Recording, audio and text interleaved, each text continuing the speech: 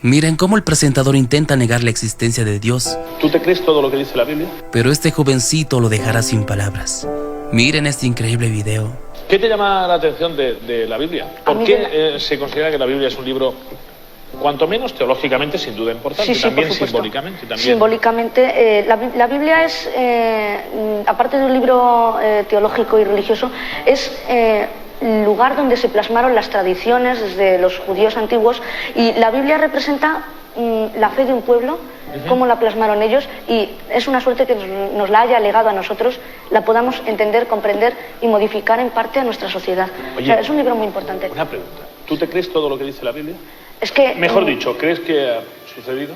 Mira, te voy a decir una cosa, es que nadie, ningún teólogo, es que la Biblia no es cuestión de creerla. O sea, a mí, por ejemplo, me cuentan que Adán y Eva, pues bueno, muy bien, vivieron, Adán se creó el barro, Eva de las costillas de Adán, y es que, en primer lugar, yo sí tengo un razonamiento lógico, no me lo creo. Como nadie, ningún teólogo se lo cree, eso tiene un significado. Es una forma de manifestar el qué, en la creación, que todo procede del poder creador de Dios, pero no que Adán y Eva vivieron y fueron los primeros seres humanos, no, por favor. También tenemos unos argumentos científicos que lo rebaten. O sea que ahí hay que buscar, que no me vengan con cuentos de que a Jonás no se lo pudo tragar un pez porque es totalmente cierto, como muchas leyendas nuestras, sino que tiene un significado y hay que entenderlo. Decíamos que tienes Biblias bueno, diversas. tengo, a mí me gusta, no tengo tampoco muchos libros, pero bueno, intento tener diversas Biblias porque a veces las traducciones son incorrectas del original hebreo, del original griego. Siempre es bueno comparar, ¿no?, cuál es mejor. Aquí tengo una que es la Biblia de Thompson, de la edición de Reina Valera del 60, que es la Biblia protestante, pero que tiene una traducción muy buena. Lo que pasa es que no incluye los deuterocanónicos. Luego tengo también aquí, que es la de la Turah Nevaim Ketuvim, que es la Biblia hebrea, ¿no?, la que se usa convencionalmente, los judíos, y que pues es la original, ¿no?, el Antiguo Testamento, como sabemos, incluye los judíos. ¿Tú eres partidario de las clases de religión en las escuelas? Yo sí, por una sencilla razón. No que se institucionalice como obligatoria, ¿no? Yo creo que es siempre respetable que haya una división, los que quieren dar estudio, los que quieren dar religión, pero yo soy partidario porque la mayoría de las personas no tienen un acceso, ellos son cristianos, son católicos, pero no tienen acceso a conocerla bien. Hay mucha ignorancia bíblica y teológica. Yo creo que si hay un profesor que puede darlo y puede enseñarlo y luego puede servir para afirmar yo creo en esto por algo... Pero no sería más pertinente, desde el punto de vista científico, pregunto, ¿historia de las religiones, de todas? Sí, lo que pasa es que historia de las religiones ya no sería tan profundo. Eso se puede dar geografía e historia, y puedes dar simplemente Israel como historia de Israel. Fernando Savater decía el otro día, vale, muy bien, que se dé historias de las religiones, pero que también se dé historia de las supersticiones. Hombre, es bastante irónico, ¿no?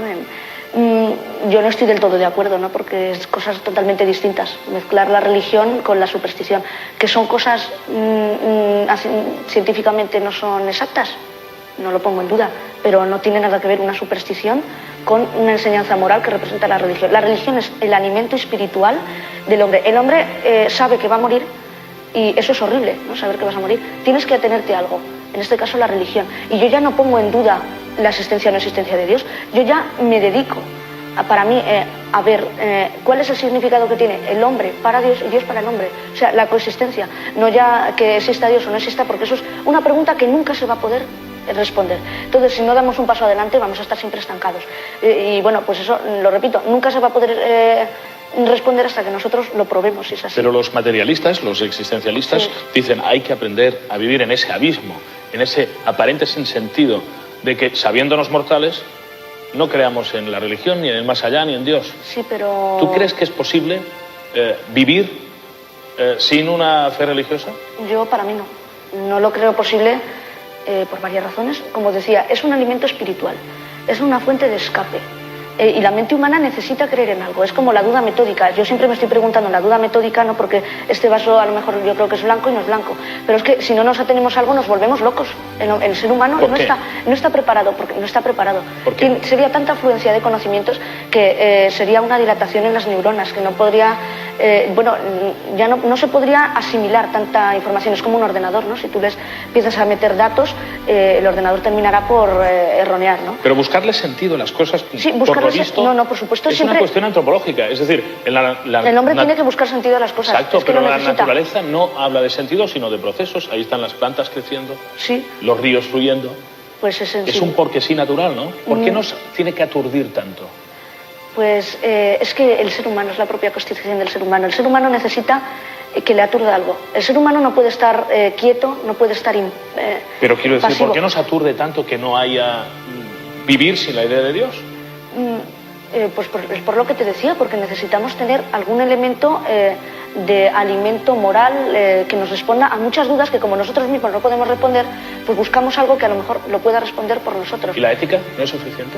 La ética no es suficiente, porque, bueno, además la filosofía, la parte de la ética es el análisis de ese mismo conocimiento, aplicarlo a una moral. Pero hace 30.000 años no existía ninguna religión. Claro, pero para eso está la evolución, ¿no? Pero Bueno, hace antes... 30.000 años, perdona, se empezó a... no sé si hace exactamente 30.000 años, pero se empezaron a enterrar a los muertos desde época muy temprana, Sí. a adorar a Venus, y siempre el hombre ha creído en algo, las fuerzas de la naturaleza. Los sabios lo llamaban el poder supremo, y no le decían Dios, nosotros lo llamamos Dios, lo llamamos así, pero tiene que haber un poder supremo. No puede haber... ¿Y no cabe una religión, Carlos, que sea, en lugar de amar a un intercesor entre nosotros y lo absoluto, una religión que diga que nos apreciemos profundamente los seres vivos entre nosotros, en lugar de otorgarlo a alguien superior? La religión católica también. No, naturalmente, pero no en nombre de un ser superior, sino del respeto a lo humano. Sí, lo que pasa es que ya estaríamos remitiéndonos solo al hombre, ¿no? O sea, nos tendríamos solo en cuenta nosotros, pero lo que te decía, muchas dudas... Perdona, te corto mucho, ¿no? No te preocupes. No sé.